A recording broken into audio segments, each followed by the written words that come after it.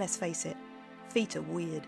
Lots of strange sticky out bits, and they can rotate all over the place and make different shapes. They look completely different depending on your line of sight, and this makes them one of the scary things about drawing a human form. But don't panic, I'm here to help. When drawing the foot, one must be aware of the articulation of the phalanges and the metatarsus, and the position of the lateral and medial malleolus. Nottingham 2159. Yeah, hi Joyce. I don't think we should talk about bone structure this week. But why ever not? Because drawing feet's scary. I am perfectly cognizant of the difficulties your friends are facing, but that doesn't mean we shouldn't elucidate on the fundamentals. Well, yes, ordinarily I'd agree with you, but we can get into that later. Right now we need to show them it isn't difficult when you break it down and look at it the right way. Well, if you think that's best, dear, but I can't say I entirely agree.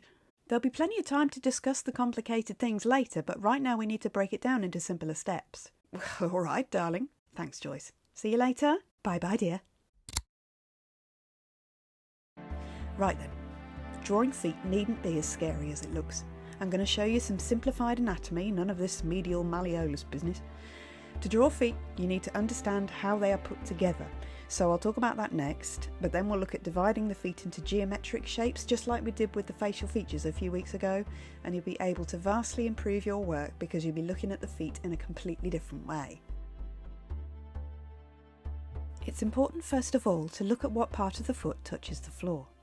You have 3 pads on the bottom of your feet, 1 at the heel and 2 under the balls of the foot. You then have 1 for each toe. Think for a moment about a footprint in the sand. The pads are the part that leave their mark, and everyone's feet are a slightly different shape.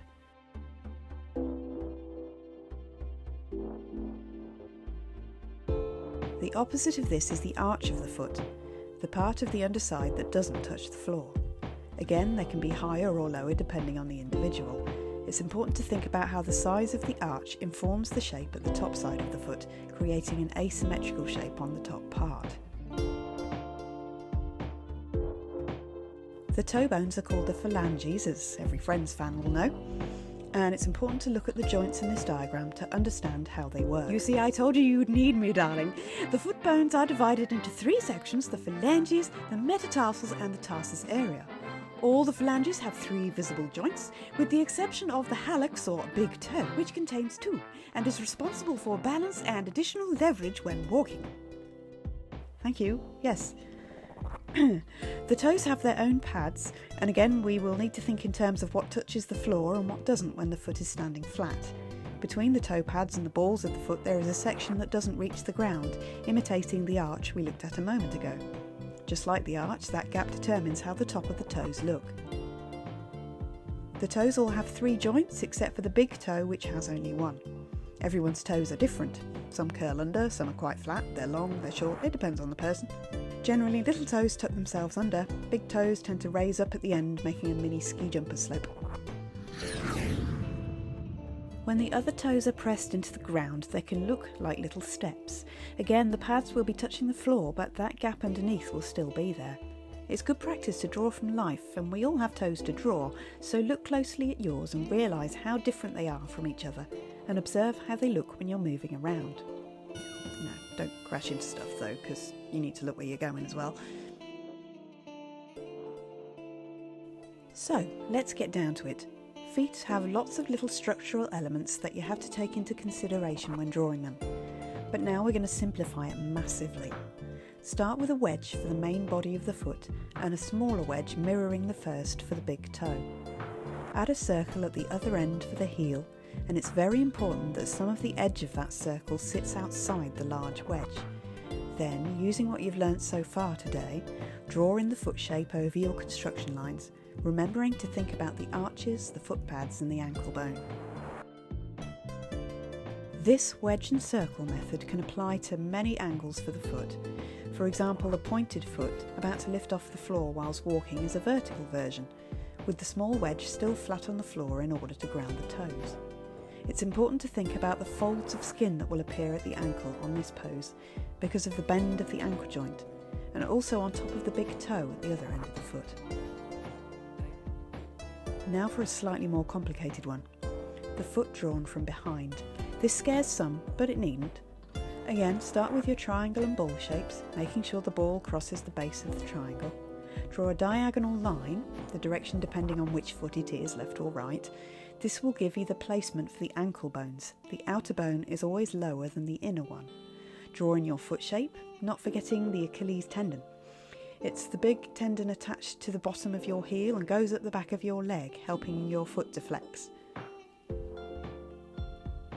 Now we'll go to the opposite side.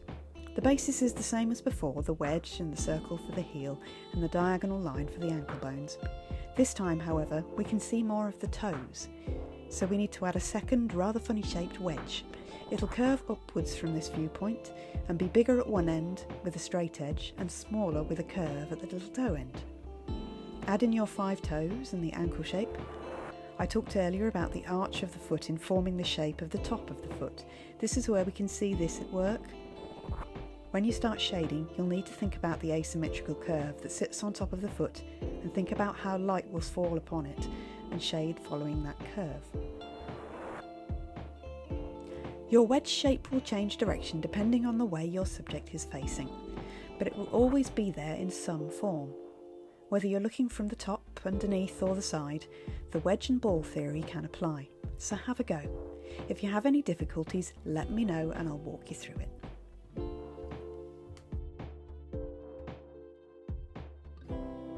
So let's recap.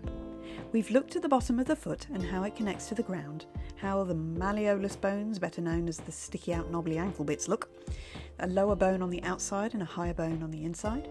We've talked about the layout and the jointing of the toes. I've given you a simplified method of drawing the foot using geometric shapes that can be applied to any angle you're drawing the foot from.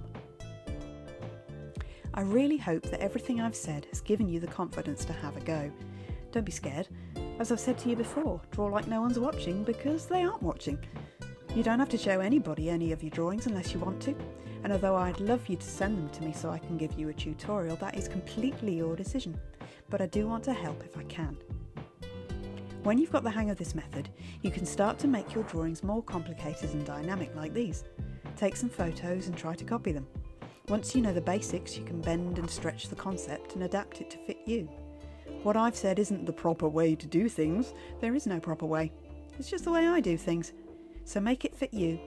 Take a few ideas from me and add them to your own method. It's all about sharing ideas. It's very important at this stage that you start to think about the flow and movement of the foot. Think about the way a dancer moves with elegance and grace. Try not to be static with your drawings. Think about where the foot you're drawing is about to move to. And where was it before it caught your eye?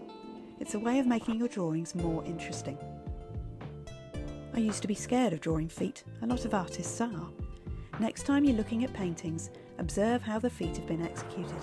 If they look a bit vague or they're conveniently hidden behind something like fabric or plants, then it might be because the artist bottled out.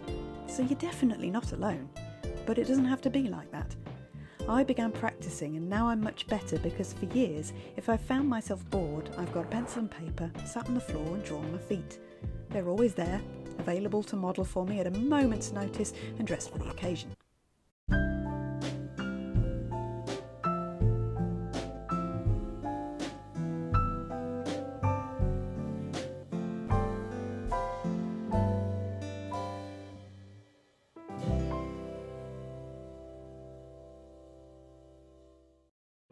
So have a go. Think about the basic shapes and start doodling. If you'd like to send me anything or ask me a question about it, then feel free to comment below. I want to help you get better at drawing and gain confidence in your abilities because you are brilliant. You rock. Honestly, you do.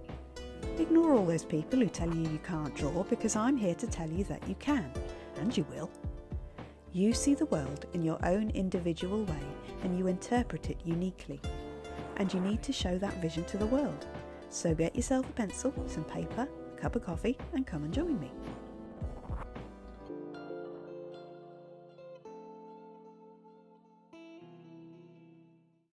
Sign up for my weekly emails to get more tips. Subscribe to the channel and join me every Sunday for something new. I'm also on Instagram at ArtyMouse76, so put your questions below or send me a message there. What do you have trouble drawing? Tell me below and I'll give you some ideas. See you next week.